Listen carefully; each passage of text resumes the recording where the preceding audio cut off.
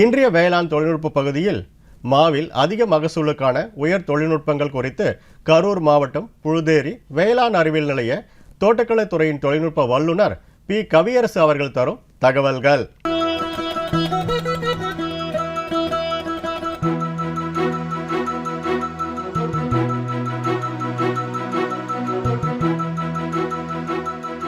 விவசாயிகள் அனைவருக்கும் வணக்கம். என்னுடைய பேர் கவியரசு. நான் கரூர் மாவட்ட வேளாண் அறிவியல் மையத்தில் தோட்டக்கலை தொழில்நுட்ப வல்லுநராக பணிபுரிஞ்சிட்ருக்கேன்.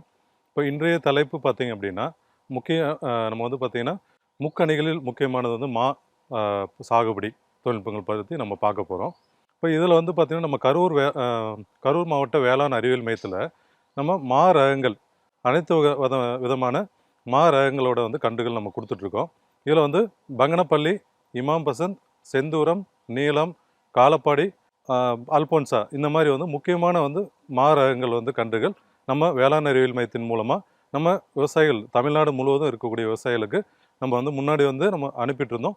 இப்போ விவசாயிகள் அவங்களா நம்ம கேவிகே மூலமாக இப்போ வாங்கிட்டு போயிட்டுருக்காங்க. அதனால் மா கன்றுகள் இதை நம்ம வேளாண் அறிவியல் மையத்தில் எப்போவுமே விவசாயிகளுக்காக தயாராக இருக்கும். இன்றைய பார்த்திங்கன்னா மா சாகுபடி தொழில்நுட்பங்கள் இதில் நம்ம முக்கியமான தொழில்நுட்பங்கள் மட்டும்தான் நம்ம பார்க்க போகிறோம். இதில் முக்கியமான ரகங்கள் தேர்வு. ரகங்கள் அப்படின்னும் போது நம்ம பகுதியில் சந்தையில் நம்ம பார்த்திங்கன்னா சந்தையில் என்ன மா ரகங்களுக்கு நல்ல விலை இருக்குது, மக்கள் எதை விரும்பி வாங்குறாங்க, என்ன ரகங்களை விரும்பி வாங்குறாங்க அப்படிங்கிற நம்ம முக்கியமாக பார்க்கணும். இதில் முக்கியமாக முதல் தரம் அப்படின்னு பார்த்தோன்னா இமாம் பசந்த். இந்த ரகம் தான் மக்கள் அதிகமாக விரும்பி வாங்குறாங்க. நல்ல விலையும் விவசாயிகளுக்கு கிடைக்குது. அடுத்தபடியாக பங்கனப்பள்ளி, செந்தூரம் இந்த ரகங்கள் அதிகப்படியாக விவசாயிகள் வாங்கிட்டு இருக்காங்க. இந்த ரகங்கள் அப்படின்னு பார்க்கும்போது இதை எப்படி சாகுபடி பண்ணலாம் அப்படிங்கிறதுல விவசாயிகள் நிறைய சந்தேகங்கள் இருக்குது.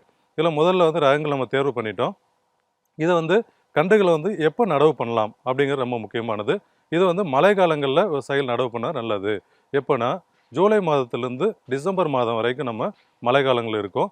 இந்த சமயத்தில் நம்ம ஜூலை, ஆகஸ்ட் அந்த சமயத்தில் நம்ம நடவு பண்ணிட்டோம்னா நமக்கு அந்த மழை காலங்களில் இருக்கக்கூடிய நீரை பயன்படுத்தி நம்ம கன்றுகளை வளர்த்து கொண்டு வந்துடலாம். அப்புறம் வெயில் காலத்தில் நம்ம கன்றுகளை ஓரளவுக்கு அந்த வெயிலேருந்து காப்பாற்றி ஒரு குறிப்பிட்ட இடைவெளியில் நம்ம தண்ணி கொடுத்தால் போதுமானதாக இருக்கும். இதனால் இந்த மாதிரி கொண்டு வந்துடலாம். இப்போ நடவு அப்படின்னு பார்க்கும்போது முக்கியமான விஷயம் நடவு இடைவெளி.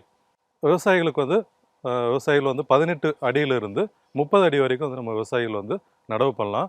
இப்போ நடவுக்கு நம்ம அந்த கீழே குழி எடுக்கிறோம் இல்லைங்களா, அந்த குழியை பார்த்திங்கன்னா 3 அடி ஆழம், 3 அடி அகலம், 3 அடி உயரம் இந்த அளவில் நம்ம குழிகள் எடுக்க வேண்டியதாக இருக்கும். அப்புறம் நம்ம மேல் மண் இருக்கு இல்லைங்களா, அந்த மேல் மண், அப்புறம் நல்ல மக்கிய தொழு உரம், இதை நம்ம ரெண்டும் நம்ம கலந்து ஒரு 1/2 அடி அளவுக்கு நம்ம கீழே அடிப்பக்கம் நம்ம போட்டு அதுக்கப்புறம் கன்றுகள் நடவு பண்ணிட்டுனா போதுமானது. இப்போ கன்றுகள் நடவு பண்ணிட்டோம். இதை நம்ம கன்றுகள் நடவு பண்ணதுக்கப்புறம் தண்ணீர் எப்படி சார் விடணும் அப்படின்னு பார்க்கும்போது தண்ணி நம்ம மாமரத்துக்கு அதிகமாக கொடுக்கக்கூடாது. முதல் நாள் நம்ம நடவு பண்ண உடனே ஒரு தண்ணி கொடுக்கணும். அப்புறம் 3ஆவது நாள் ஒரு தண்ணி கொடுக்கணும். அதுக்கப்புறம் காய்ச்சல் பாய்ச்சல் அப்படின்னு நம்ம சொல்லுவோம்.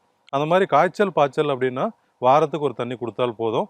தண்ணி கீழே தரை நல்லா பார்த்தீங்கன்னா காய்ச்சல் கொடுத்து அப்புறம் தான் நம்ம தண்ணி கொடுக்கணும்.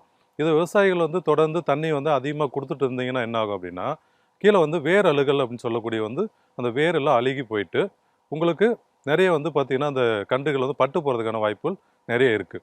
அதனால் தண்ணீர் அளவாக நம்ம கொடுக்கறது ரொம்ப முக்கியமானதாக இருக்குங்க. அடுத்து விவசாயிகள் பார்த்திங்கன்னா உர மேலாண்மை அதுவும் ரொம்ப முக்கியமான விஷயம். உர மேலாண்மை அப்படின்னு பார்க்கும்போது 3 விதமான சத்துக்கள் நம்ம பயிர்களுக்கு தேவைப்படுது. மொத்தம் பார்த்திங்கன்னா 17 வகையான சத்துக்கள் ரொம்ப முக்கியமானது. அதில் பேரூட்ட சத்துக்கள், 2ஆம் நிலை சத்துக்கள், நுண் சத்துக்கள்னு சொல்லக்கூடிய 3 வகையான சத்துக்களை நம்ம பிரிச்சிருக்கோம். இதில் பேரூட்ட சத்துக்கள் அப்படின்னு சொல்லக்கூடிய தலை, மணி, சாம்பல் சத்து இந்த 3 சத்துக்களும் பேரூட்ட சத்துக்கள் அதிக அளவில் தேவைப்படுது. இந்த 3 சத்துக்களுக்கு பார்த்திங்கன்னா வேறு வேறு வேலைகள் இருக்குது. இப்போ விவசாயிகள் இந்த 3 சத்துக்களும் ஏதாவது ஒரு சத்து குறைபாடு நீங்கள் கொடுக்கல அப்படின்னா அந்த சத்துக்களோட வேலைகள் அப்படியே நிற்கும். அப்போ உங்களுக்கு கன்றுகளோட வளர்ச்சியோ இல்லை மரத்தோட வளர்ச்சியோ பாதிக்கப்பட்டு மகசூல் இழப்பு வரும். இதில் தலை சத்து அப்படின்னு பார்க்கும்போது தலை சத்து பயிர் நல்லா செழித்து வளரவும் இலைகள் நல்லா கருகருன்னு வரவும் இந்த தலை சத்து உங்களுக்கு உதவி பண்ணும். மணி சத்துன்னு சொல்லக்கூடியது உங்களுக்கு வேர் வளர்ச்சி நல்லா இருக்கும். வேர் வளர்ச்சி நல்லா இருந்தால் என்ன பண்ணும், உங்களுக்கு வேர் நல்ல சத்துக்களை எடுத்து கொடுக்கும். அந்த மாதிரி வரும்போது உங்களுக்கு சத்துக்கள் நிறைய கிடைக்கும் போது பயிர் வளர்ச்சி நல்லாயிருக்கும். அடுத்து பார்த்திங்கன்னா சாம்பல் சத்துன்னு சொல்லக்கூடியது. சாம்பல் சத்து வந்து பார்த்தீங்கன்னா நம்ம எவ்வளோ காய்கள் வரணும், அந்த காய்கள் எவ்வளோ தரமாக வரணும் அப்படின்னு நிர்ணயிக்கக்கூடிய வந்து பார்த்தீங்கன்னா சாம்பல் சத்து. விவசாயிகள் நம்ம வந்து பார்த்தீங்கன்னா மா மட்டும் கிடையாதுங்க, எந்த விவசாயத்துலேயும் வந்து ஒரு சில விவசாயிகள் வந்து இந்த சாம்பல் சத்து அப்படிங்கிறது வந்து ஒன்று வந்து அவங்க வந்து இப்போ பயன்படுத்துகிறதே கிடையாது. அதனால் சாம்பல் சத்து கொடுத்தால் மட்டும்தான் நம்ம எதிர்பார்க்கக்கூடிய மகசூல் வரும். மற்றபடி வந்து பார்த்திங்கன்னா நம்ம கலப்புரங்கள் இந்த மாதிரிலாம் கொடுக்கறதுனால அதில் சாம்பல் சத்து இல்லை அப்படின்னு பார்க்கும்போது நமக்கு வந்து கண்டிப்பாக மகசூல் வரும். இந்த 3 சத்துக்களுக்கும் வெவ்வேறு வேலைகள் இருக்குது. அடுத்து இரண்டாமை சத்துக்கள் அப்படிங்கிறது வந்து நம்ம மாவை பொறுத்த வரைக்கும் வந்து பார்த்திங்கன்னா குறைந்த அளவில் இருந்தால் போதும். கால்சியம், மெக்னீசியம் அதெல்லாம் சொல்லுவோம். அடுத்து வந்து பார்த்திங்கன்னா நுண்சத்துக்கள். நுண்சத்துக்கள் அப்படின்னு சொல்லக்கூடியது வந்து மா ஸ்பெஷல் அப்படிங்கிற பேரில், மேங்கோ ஸ்பெஷல்னு சொல்லுவாங்க. மா ஸ்பெஷல் அப்படிங்கிறதுனால இந்திய தேசிய தோட்டக்கலை ஆராய்ச்சி மையம் பெங்களூரில் இருக்குது. அவங்க மூலமாக வந்து மாவில் வந்து நுண்ணூட்ட சத்து கலவை தனியாகவே வந்து ஒரு கிலோ வந்து இதில் வந்து கிடைக்குது, பேக்கிங்கில் கிடைக்குது.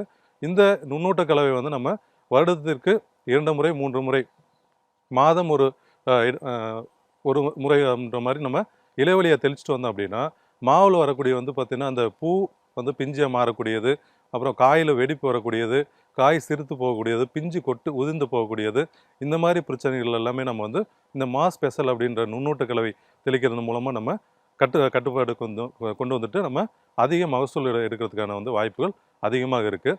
அப்புறம் வந்து உர மேலாண்மை அப்படிங்கிறது ரொம்ப முக்கியமான விஷயம். அந்த உர மேலாண்மையில் வந்து பார்த்தீங்கன்னா எவ்வளோ உரம் நம்ம கொடுக்கணும் அப்படிங்கிறது வந்து நம்ம பரிந்துரை இருக்குது. இதில் முக்கியமான வந்து தலை, மணி, சாம்பல் சத்து, இந்த 3 சத்துக்கள் வந்து ஒரு வருடம் ஆன கன்றுக்கு வந்து பார்த்திங்கன்னா தலை சத்து 200 கிராம் கொடுக்கணும், மணி சத்து 200 கிராம் கொடுக்கணும், சாம்பல் சத்து வந்து 300 கிராம் கொடுக்கணும். இது வந்து மரத்துலேருந்து 1 அடி தள்ளி, மரத்தோட தண்டு பகுதியிலேருந்து 1 அடி தள்ளி சுற்று பகுதியில் வந்து நம்ம வந்து இப்போ அந்த உரங்களை வந்து கொடுத்துட்டு அப்புறம் அந்த மேலே வந்து மண் அடித்து நம்ம தண்ணி விட்டால் போதுமானது. இந்த சத்துக்கள் கொடுத்தீங்க அப்படின்னாவே உங்களுக்கு வந்து கண்டுகள் வளர்ச்சி வந்து நல்லாயிருக்கும். இதை வந்து நம்ம 2வது வருஷத்தில் வந்து பார்த்தோன்னா, இப்போ இது முதல் வருடத்துக்கான பரிந்துரை நம்ம சொல்லியிருக்கோம். அடுத்து 2வது வருடம் பார்த்திங்கன்னா ஒவ்வொரு தலை சத்து வந்து இன்னும் 200 கிராம் சேர்த்துக்கலாம், மணி சத்து 200 கிராம், சாம்பல் சத்து வந்து 200 கிராம் அப்படிங்கிற அளவில் வந்து சேர்த்து ஒவ்வொரு வருஷமும் நம்ம வந்து சேர்த்து போயிட்டே இருந்தது அப்படின்னா இந்த கன்றுகளுக்கு தேவையான வளர்ச்சிகள் நல்லா தெளிவாக இருக்கும். நமக்கு வந்து மகசூலும் வந்து நல்ல மகசூல் வந்து கிடைக்கிறதுக்கான வாய்ப்புகள் அதிகமாகவே இருக்குது. இதுக்கு முன்னாடி வந்து பார்த்தீங்கன்னா முக்கியமான விஷயம் என்னென்னா, விவசாயிகள் வந்து கன்று தேர்வு அப்படிங்கிறது வந்து ரொம்ப முக்கியமானது.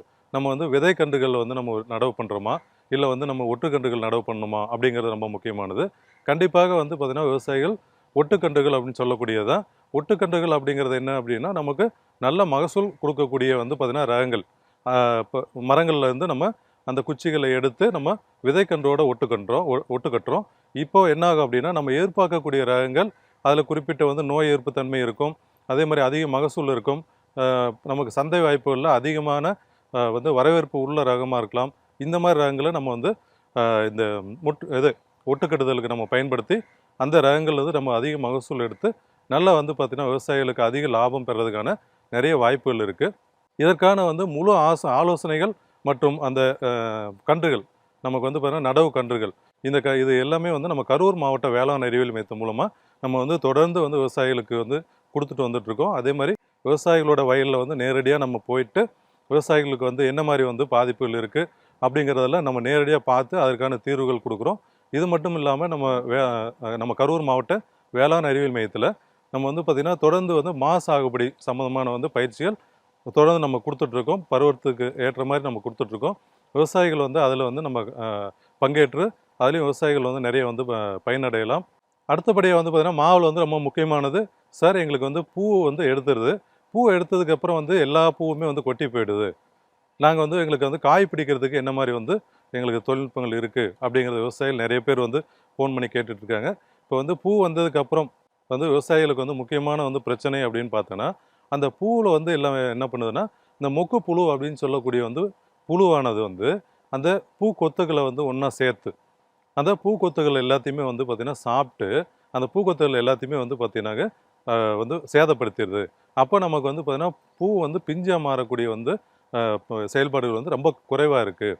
அப்போ என்ன பண்ணோம் அப்படின்னா, இந்த பூ வரக்கூடிய சமயங்களில் பூ வந்து மொக்கா வர்றதுக்கு முன்னாடியே வந்து பார்த்திங்கன்னா ஒரு முறை வந்து நம்ம வேப்ப எண்ணெய் சாறு இந்த மாதிரி வந்து இயற்கை முறையில் இருக்கக்கூடியது, அப்புறம் வந்து மீன் எண்ணெய், சோப் ஆயில் இந்த மாதிரி இருக்கக்கூடிய இயற்கை முறையில் இருக்கக்கூடியதோ இல்லை வந்து நம்ம வந்து பார்த்திங்கன்னா அடுத்து வந்து இதுலேயே வந்து இப்போ ரசாயனங்கள் இருக்குது. அந்த மாதிரி இருக்கக்கூடிய வந்து பூச்சிக்கொல்லிகள் நம்ம வந்து பார்த்திங்கன்னா அதிக விஷத்தன்மை இல்லாத மாதிரி முடிஞ்ச அளவுக்கு நம்ம இயற்கை முறையிலே வந்து பூச்சிகளை வந்து கட்டுப்படுத்துறதுக்கான தெளிப்புகள் ஒன்று வந்து பூ விரியறதுக்கு முன்னாடி, இன்னொன்று வந்து பூ விரிந்ததுக்கு அப்புறம் வந்து நம்ம அதை பூச்சிகளை கட்டுப்படுத்துறதுக்கான இயற்கை வழிமுறைகளை நம்ம பயன்படுத்திக்கலாம். இதுலேயே வந்து பூச்சி வெட்டின்னு சொல்லக்கூடிய இயற்கை பூச்சி வெட்டிகள் இருக்குது. இந்த மாதிரி வந்து நிறைய வந்து அந்த பூச்சிகளை வந்து கட்டுப்படுத்துறதுக்கான வாய்ப்புகள் நிறைய இருக்குது. இப்போ இந்த மாதிரி இயற்கை பூச்சி விரட்டி இதெல்லாம் நம்ம தெளிக்கும் போது என்னாகுன்னா, தாய் பூச்சிகள் வந்து நமக்கு அந்த பூ மேலே வந்து முட்டை வச்சு அதுலேருந்து புழு உற்பத்தி ஆகிறத வந்து நம்ம முழுமையாக நம்ம தடுத்து அந்த பூவிலேருந்து பிஞ்சாக மாறக்கூடிய தன்மையை வந்து நம்ம அதிகப்படுத்தலாம். மேலும் இந்த மாதிரி வந்து சம்மந்தமானதோ இல்லை வந்து பார்த்தீங்கன்னா விவசாயிகளுக்கு மற்ற பயிர்கள் சாகுபடியில் வந்து ஏதாவது வந்து உங்களுக்கு சந்தேகம் இருந்தால் நீங்கள் வந்து விவசாயிகள் என்னுடைய தொலைபேசி எண்ணிற்கு வந்து நீங்கள் எப்போ வேணுனாலும் நீங்கள் வந்து எனக்கு வந்து ஃபோன் பண்ணலாம். இன்னொன்று வந்து அதற்கான வந்து உங்கள் வயலில் வந்து ஏற்படக்கூடிய வந்து பூச்சி நோய் பாதிப்பு இந்த மாதிரி ஏதாவது அறிகுறிகள் இருந்தது அப்படின்னா அது வந்து ஒரு படம் எடுத்து என்னுடைய வந்து எண்ணிற்கு வந்து பார்த்திங்கன்னா அனுப்பிட்டீங்க அப்படின்னா அதுக்கான வந்து கட்டுப்பாட்டு முறைகளை உங்களுக்கு வந்து திரும்பவும் நான் வந்து அதில் சொல்லிவிடுவோம். அப்போ விவசாயிகள் வந்து பார்த்திங்கன்னா உடனடியாக வந்து அந்த நோய் இல்லை வந்து பார்த்திங்கன்னா பூச்சி பாதிப்பு வந்து கட்டுப்படுத்துறதுக்கான வாய்ப்புகள் வந்து இருக்கும். உங்களுக்கான மகசூல் அதிகரிக்கிறதுக்கு வாய்ப்பு இருக்கும். மேலும் விவரங்கள் பெற பி. கவியரசு அவர்களை 09566520813 என்ற கைபேசி எண்ணில் தொடர்பு கொள்ளலாம்.